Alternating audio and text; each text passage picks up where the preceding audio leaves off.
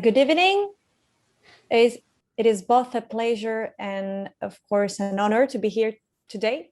So thank you for this opportunity to speak. I'm Julia, and I'm here to present to you the movement known as Extinction Rebellion.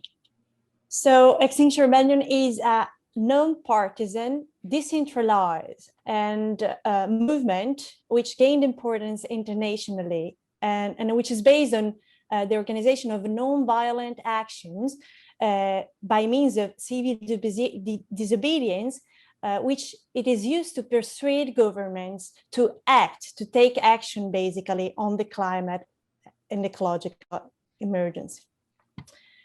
So the history of the movement is not so ancient. In fact, it's very recent. It was born in 2018 in the United Kingdom, when some people, in particular, they were expected to be 500, but then they turned out to be 6,000, gathered together at Parliament Square, where they declared the rebellion against the government in order to act towards the climate emergency, with a series of subsequent actions, starting from blocking some bridges on the Thames, but even writing some letters, meanwhile being glued to the gates of Buckingham Palace. The movement, which will be from now onwards known as Extinction Rebellion, was born and was destined to become very quickly important globally, starting from the whole Europe, but also America, United States, and Africa. In fact, even though it is born only 3 years ago, okay, nowadays it is already present in more than 68 countries and almost all the continents. Well, Extinction Rebellion has 3 clear demands. The first of them is, of course, telling the truth. Who should tell the truth? Of course, governments. Telling the truth about mainly the situation of the urgency of acting of the climate on the climate emergency. The second, of course, it should also act. That's why we demand strictly to reach net zero, not by 2030, but rather, or 2050, but rather by 2025, as we're aware of the urgency of the action that is required by the action, by the situation. Third, and importantly, to go beyond politics and to make people again empowered over the decision-making of the countries by means of the institution of citizens' assemblies. So this is what characterized the movement, having 3 statements, 3 clear demands that therefore we gather people together, we unify people having similar objectives. The movement is also, however, based on 10 principles, of which I mainly highlight that we focus on what is necessary. There's not what is not necessary is not required for us. The movement is open to everyone, basically, and more importantly, it is based on non-violent actions. So every action everything is organized is based, as we will see, on scientific studies in order to be non-violent.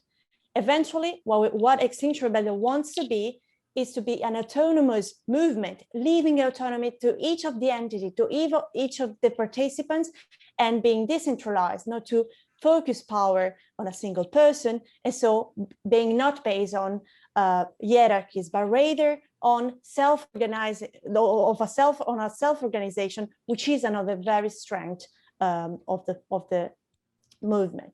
So I was saying, as I mentioned, that the whole movement is based on science. But which science? Of course, not merely the science of climatology and of geology that tells us what is the emergency of the situation, but also another science, the social science.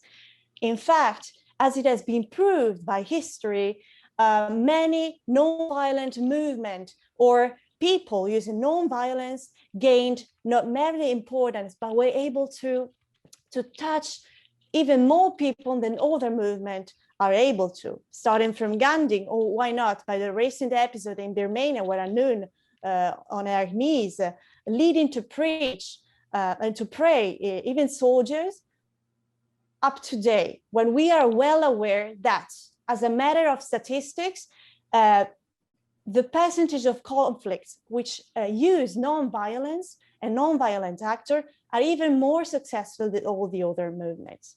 But more importantly, is another statistic, the one on which the whole movement, the strategy of the whole movement is based on, which is observing, as you may see in the graph on your left, that the frequency of the events organized by any movement is strictly related by the percentage of people participating to that.